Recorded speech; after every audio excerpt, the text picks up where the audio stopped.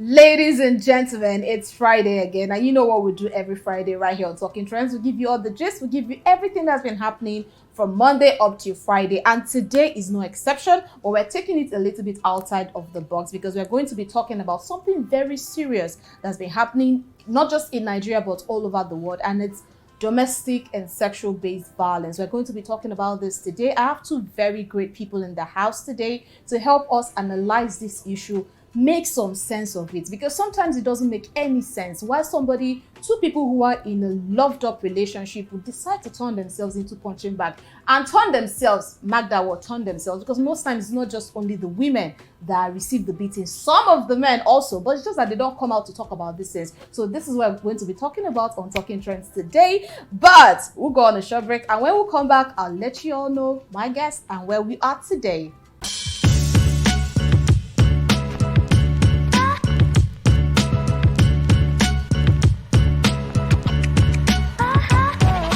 So I told you all that we have two people in the house today to help us make sense of this particular topic, and they are all sitting on my right. First on my right is Miss Ujunwa Nnekezie, and she's the founder UJ Network. She is called Flawless, the delectable Flawless, the motivational speaker. I mean, she's always motivating us. I mean, giving us all those kinds of tips. So she's going to be giving us some of those tips today. So welcome to the show, ma'am. Thank you, Miss Nkeiruka. Ibeh, thank you for having me, Oxford TV. I'm happy to be here today. Yay! And I also have comrade Osahon Oserenren, and he is a human rights activist. I know I murdered your name, don't worry about it. People understand. Benin name they had to pronounce. Make I just talk them. But you're welcome to the show, though. Thank you for having me. I like your voice, though. Thank you for having me. Thank you. Are you related to the Edochies? No. Oh, you Edochie. Only do one wife. One wife. Oh, how many do you have so far? None. None yet. Now. Ladies, he's got no wife. Okay. Anyways, so let's get right into the business of the day. I'm going to give a quick, explanation of domestic violence, what it really is. So domestic violence and sexual-based violence in Nigeria is a problem, as in many parts of Africa. For this reason, there's a deep cultural belief in Nigeria that it is socially acceptable for a man to hit a woman, to instill some form of discipline. I don't know who invented that. I don't know how that came about. But today we're going to really talk about these things, because in most cases they make excuses. The people who are even involved in these things make excuses for their partners. And this violence is not only based on physical, it is also emotional, it is verbal, it really, really it takes a very bad toll on people. And in Nigeria currently, reports has it that 48% of women in Nigeria are going through this domestic and sexual violence every day. I mean, it's something to curb, so we're going to talk about it today. And then let me start with you, Miss Uju. So this question I want to ask is, when we talk about domestic, it is called domestic because people who perpetrate this act are people who are in intimate relationships, people who are close to you. Sometimes it could be the father, it could be the mother, it could be a sexual partner that inflicts these kinds of pain on one another or the other person because they feel like they have the power and they can subdue that person. But then again, we now talk about love, because when two people are together, it means they love each other enough to stay together. But one person now goes ahead to inflict pain on the other person. How do you make sense of that? Because we always say, oh, once there's love, there's every other thing. Okay. So there are so many factors that can cause a partner inflicting pain on the other. We have so many factors. But before then, I'm sure while courting, you must have seen the signs. Okay. Probably you're having a conversation and he tells you shut up, and you feel, oh, he's just playing with me. When we get married, it's going to be okay. But you keep accepting all of this for thinking it's going to get better in the marriage. Hell no, it's not going to get better. So while in the marriage, you expect that he doesn't do that. Before you know it, a shut up will become a slap. But before marriage even. Okay. Before marriage, there are people who are dating, and then the other person, because we've seen videos and pictures of people who come out on social media to say that their partner whom they are dating, they're in a relationship with this person and this person has done this to them. Okay. You understand? And then again, it transcends into marriage. But before marriage, there, like you said, signs. And we're even going to get to that point, because there are so many red flags that we ignore most of the times. One of the factors is financial abuse. Or let's take for instance, when you got married or you're in love, and then probably the wife is working, and then you're also working as the husband, and at the end of the day, maybe the wife loses her job, she has to depend on you financially, and you find it a burden because it's not something you projected to happen. It was all going well because we are balanced. Okay, I can rely on the wife, the husband can rely on the husband, but at the end of the day, because of the economic factor, maybe as a result of the loss of job, the wife is rendered handicapped because she doesn't have a job. So you find it difficult. She's now a liability to you. There are some men, I don't know, they cannot actually they can't put themselves there knowing that I have a wife who cannot work.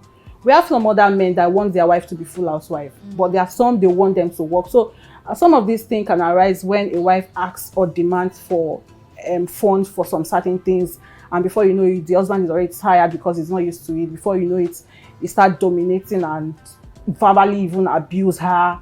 And verbal abuse too is also one of the forms of emotional abuse, where you talk down.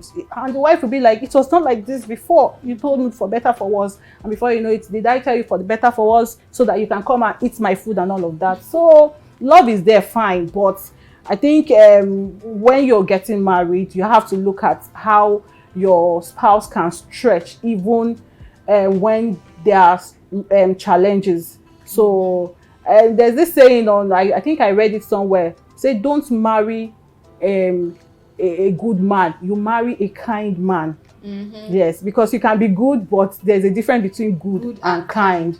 So let's get to you, Mr. Osahon. I'm going to murder your name on the show. Please permit me. You're a man. She's married, you're not married. But looking at it from a different point of view, right? What is that one thing you think that can make a man snap? Or is there any justification whatsoever for a man to snap? Well, I would say there's no justification for violence. First of all, be it violence against another person, especially violence against a woman. One thing everybody refuses to understand is men always say we want peace. Whoever can give them peace of mind. Women also say that, don't we? Yeah, we do. Of course. Women, it comes with a clause. What's the clause, please? Yeah. You are a woman, you better. No, we are here to learn, please. You are better Share. suited to answer that. But I can no. only speak on the part of the man. Because you want to speak on women too now. That there is always a clause. When we say we want peace, there is a clause. But sometimes, when they say they want peace, but they'll be the first person, from what I can say, correct me if I'm wrong, they want peace, quite alright. But they see someone who is quiet, and before you know, they nudge the person, they're not man enough, or if you are this or that. I've seen situations, credible situations, where they say I need someone who is peaceful, who can give me peace. But at the same time, you use nagging to take away that peace you so much treasure. But okay, I would like to point this. I'm sure you also agree with me. Nobody is mad, though. Like no woman is mad. I think before, when you get to that point, there must have been something. Yeah. Nobody just wakes up and decides to be mad. Both ways. Exactly. It goes both But ways. then again, some men have come out to say that women always push them. What is that one thing that can... Okay, you now, have you ever hit a woman before? No. Have you ever verbally abused any woman before? No. I walk away. What? You walk away? I just walk away. I keep you quiet, which is worse than abusing a woman. And women too they don't accept that. They Especially just when can't you're... abide with the fact that a man can't reply them, or just keeping them quiet. So which is the best for me. I'd rather do that to you than raise my fist to you or talk back to you. But I would rather leave that avenue, maybe a day after or the next day when everything is calm, talk about it. And at that point, because I'm talking about it, I can make instantaneous decisions and say, this is it, or let's go forward, let's give it another try. But for that push, people are different. They say different strokes for different folks. What can be my elastic limit might be the next person's breaking point. Yeah. So I can't really say, I can only speak for myself or for those I've observed close to me, what is that limit Well, that limit for me is where I begin to question myself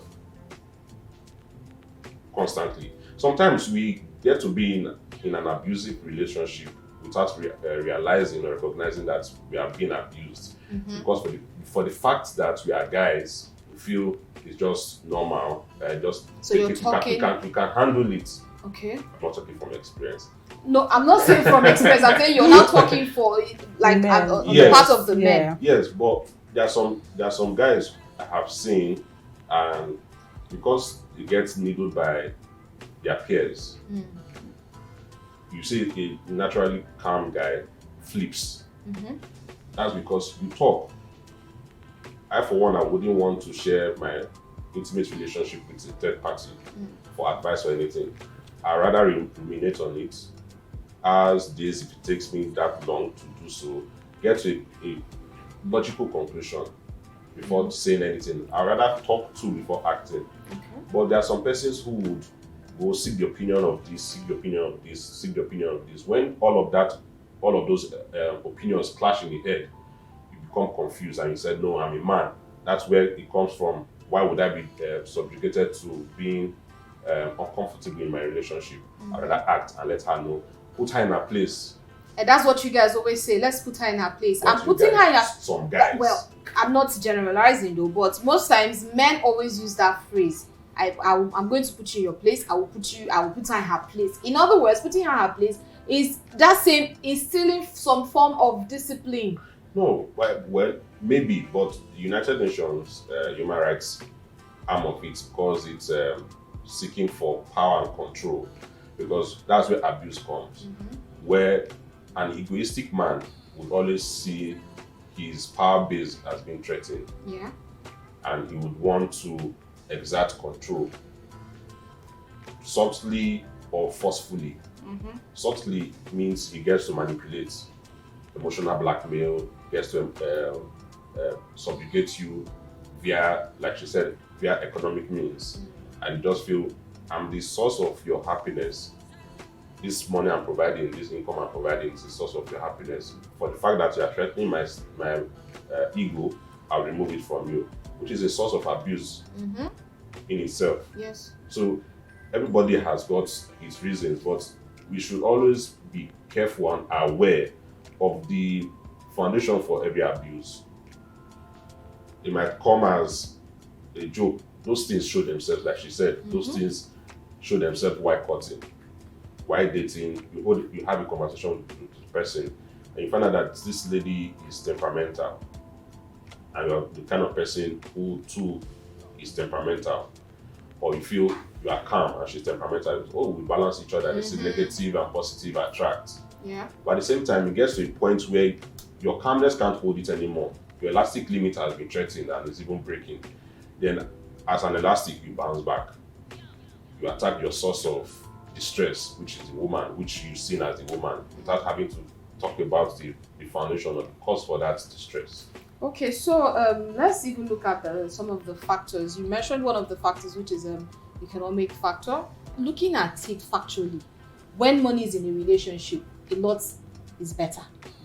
Because most rich people, you can hardly see them say they're having domestic violence and all of that. If the man annoys the woman, she will enter her G-Wagon, go and meet her friends. If the man is pissed off, he'll go and enter his private jet, fly to Dubai. But then face another type of abuse. Yes. Not necessarily. Abuse generally is not just directed to the poor Yes, alone. and I understand. I'm just trying Even to the rich too. Yes, Yeah. but in most cases, you find out that their own is on a different level. Their own is on a different level. Okay. And I'm not saying that the poor, I'm not trying to discriminate between the poor and the rich, no. Okay. But in some certain instances, you've always seen that those people don't even speak out. You understand? And they make us believe that everything is all right.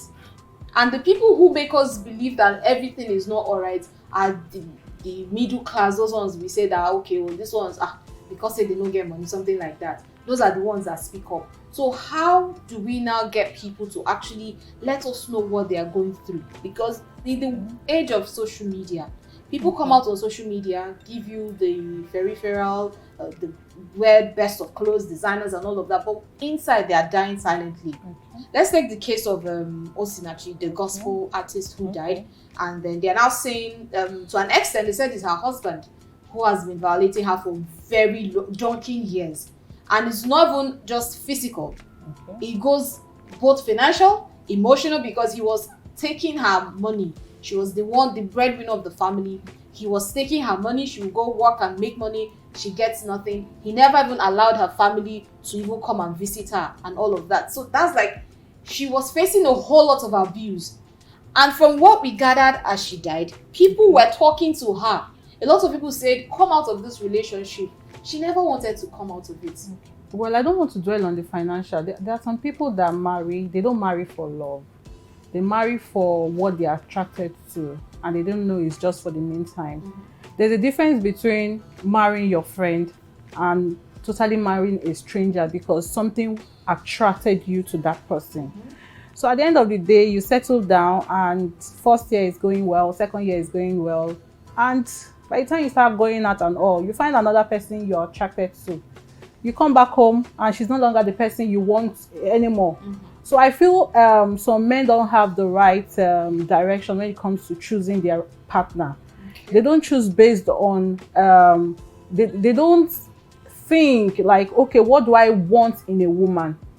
They only look at the physical attributes of the woman. At the end of the day, you love the boobs, you love the whole structure. When she start having children, No structure. when you start having, when you start having children, most women do, not all, because people right now, most of the women we have now, women are woke these days. You have one baby, you start the postnatal gym and all of that. So, but some women don't know this, and no matter how some other women try to, they don't usually get back their shape. And you go back home, she no longer have the time, full time for you, because she's actually nurturing your own child and all of that. So you feel she doesn't have the time for you. You feel she's not even the person. Look at her, she has stretch mark all over her tummy. It was not what I wanted. So before you know it, you start snapping. So what are some of the factors you think that causes this domestic violence? For the part of the man, because it's seen that women are usually at the receiving end of this violence. Yes. More often than not, or probably reported cases are more of women, yes, than men. You guys' ego will not let you report, so let's keep talking about the people who are reporting. Imagine he's telling you, my wife was beating me. Yeah, our society generally, I remember growing up in my own community, or probably in Benin. Benin, you're bringing a Benin. Is there witch inside? I'm sorry. Not at all. But when a male child is born, they say, hey, full current. She has given birth to full current. So there's that mindset of letting the man or the male child know you are special. So my thought has always been, so if it's a female, is it half current or low current or low voltage? So at that point, it puts in the mind of every man the mind of superiority. I'm the alpha male. I'm alpha. I'm there. But at the same time, it still doesn't stop. It still doesn't make you be a violator. There might be things you might have experienced abuse yourself, experienced your father abuse. I saw a story, sorry for deviating, I read a story where a woman was telling how her husband beat her, then brings his sons to beat her too. Just imagine. Just to let them know. His environment, I said, is okay. There's no figure or role model to let him know what it is you are doing is wrong. Other factors could be peer pressure, wanting to belong. People, they see somebody do a certain thing. If we were to go out, for instance, and a friend of mine, we hang out together, a guy hits a woman, we'll have an issue, serious issue, even if I don't know the lady from anywhere. Because at that point, he therefore is telling on me. You're doing so and saying nothing therefore means I'm okay with it. You're okay with it, yeah. It's where we have gotten it wrong in society. We are falling short of our own cultural belief. In as much as we say the man is male, is alpha and all of that, the alpha male, it's actually a reminder to us from my own community as a Benin man that that strength is used to protect a woman. It's not used to subjugate a woman. You can't be there. For instance, I grew up where you get to do major heavy lifting. The woman is not expected, even as young as 5 years. You're supposed to start taking responsibility, because that's where you start grooming yourself, grooming the male child. Letting him know, yes, you are a man, but you are not a man for subjugation or as a violator. That's where we miss it a whole lot of times. And most times, not that is a factor, but we've seen that statistics show that most of these persons or these men come from single parenting, and parenting that doesn't have that value system, if I may say, value, or one of the parents or the parent isn't present to really form that cocoon to let you know this is who you are, yes, but this is how it should be. It's hard to see because if our first idea of the society is from our parents, it's from our home. That's why they say charity begins at home. What you see in the microcosm of your family is what you think it entails outside. So it's from there, our value system is decayed at home. And with the advent or intrusion of Western culture, we get to see and want to be like the Joneses. We want to imitate and be like them. What it is they do, you talk back at your parents or all of that. This culminates into something else when you grow older. I believe that's the basic, that's the foundation. Because when the foundation is faulty, you can't go back to repair it. Yeah. So I must also add that most times, parents, especially mothers, train their girl child to love and respect the man, and then they forget to train their male child to also love and respect their wives. I mean, you're training your girls to be queens, but you're not training your sons to be kings, and kings that take care of their queens. I'm sure that's like what you're trying to say, because in most cases, there was even a video that just circulated on social media, on Facebook rather, that a man wanted to beat his wife, and then his daughter came and then stood in the middle and said, "You have to beat me first before you get to my mother." Yes. You understand? In that kind of situation now, the girl is already, that kind of girl will grow up and she would never let any man. You won't even dare say you want to raise a hand on her, knowing that she has watched that. Then the guys in the house now might grow up to think that, okay, it was okay actually. My father used to beat my mother and it's normal. At the end of the day, a lot of us, our parents, we grew up watching our parents fight. You understand? A whole lot of us. And then most times they'll now tell you, a man that wants to get married now, they'll now tell him, don't marry any girl that is from a broken home or something like that, that they are always, mentally unstable. Yes, that's what most people say, that they are mentally unstable. But how do we even begin to curb this menace? And then how do we get people to even start speaking out? Okay. That's the thing, because a lot of people go through this whole abuse. And some of us are enlightened, some of us are not. I can tell you for a fact that I have been abused before. I was in a relationship with somebody and he slapped me. Because I was enlightened, I knew that, okay, the relationship is over. But there's some people, from one slap it will turn to two slap. Yes, now punch is there. Punch, do you understand? So the moment that hand raised up and got on my face, I know that, it's over. I can never be in such relationship again. And that was the end of it. But there's so many people who do not even know about these things. And then when we are dating, we're just dating then. So imagine I had married this person. And then because you now remember that I slapped her one time like that and she took it. If I slap her again, I'll tell her sorry.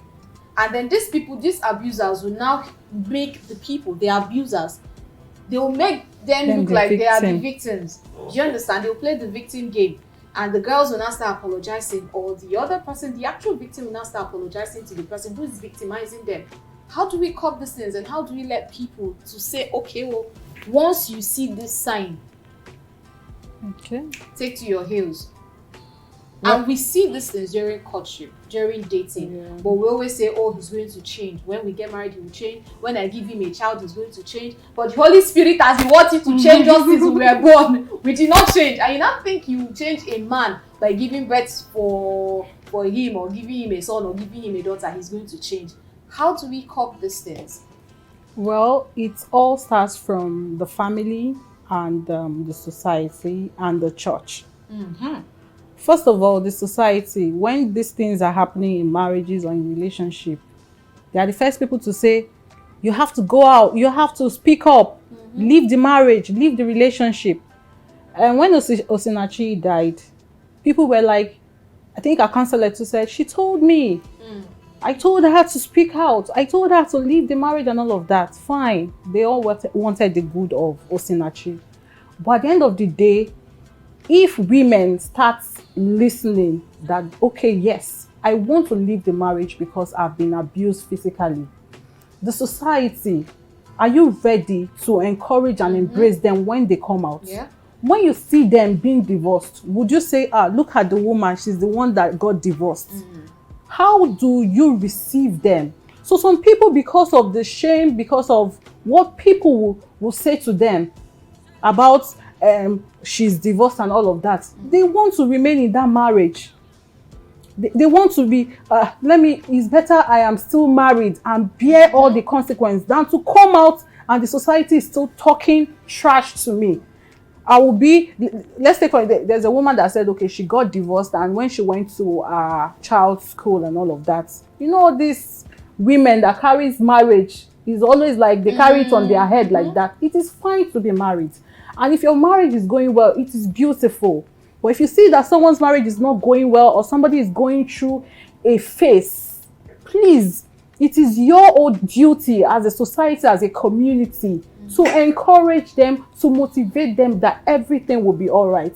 But the woman felt like, oh, she had a group of women just gisting and all, and it was just about her. At the end of the day, the son was saying, Mom, someone's mom said this and said that.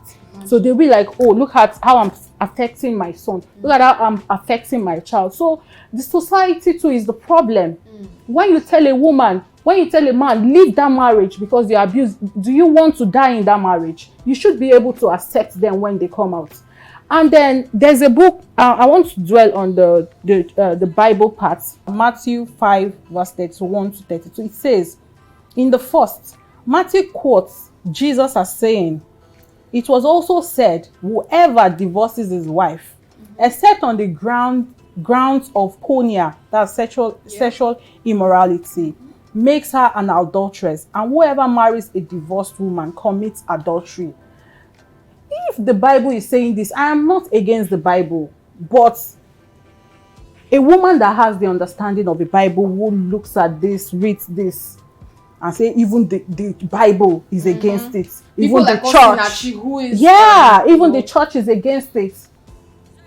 At the end of the day, Osinachi died believing that that is what is in the Bible. Not until different pastors started coming out, leave the marriage, or we are not telling you to stay in. So when I see a lot of women movement, sorry, it's not a women this thing. So when I see women movement in so many areas, I be like, yes.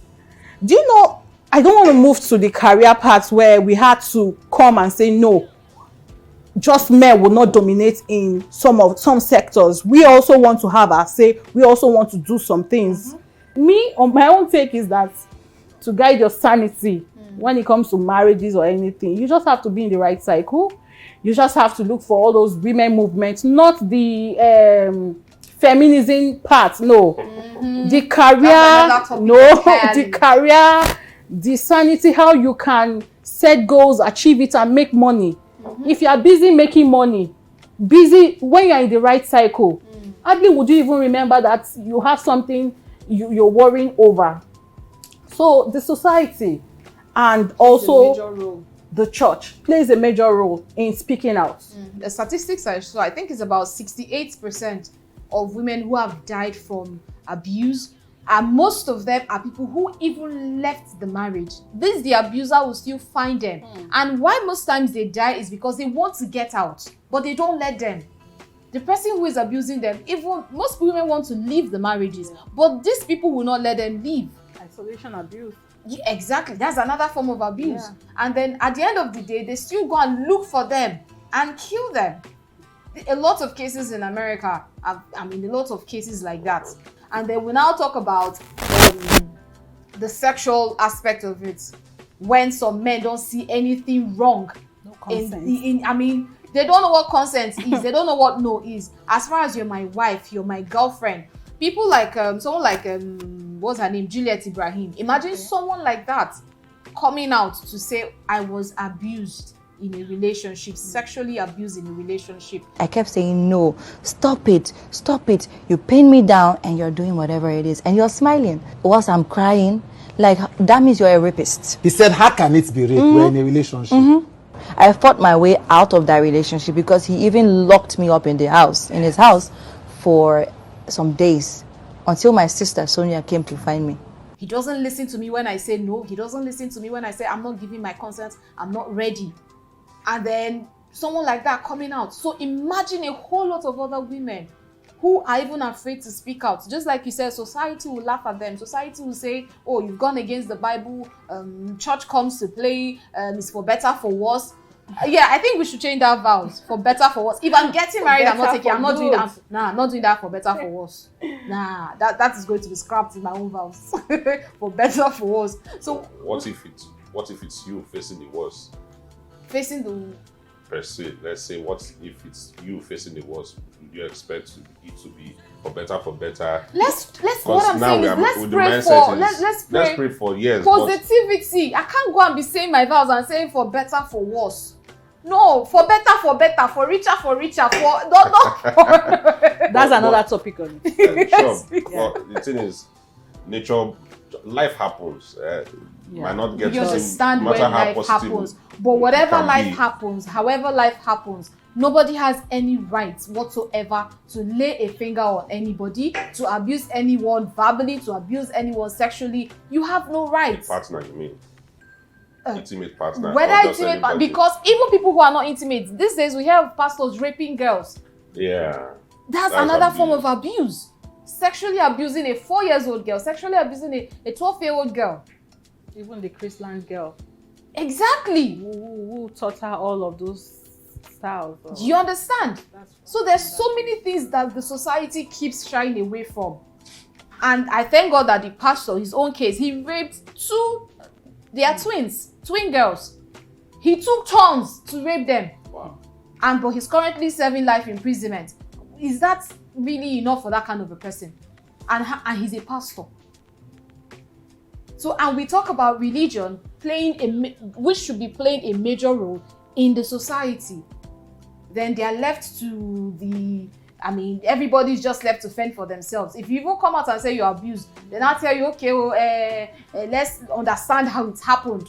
Especially when I know a woman that went to the police station to report that her fiance was sexually abusing her.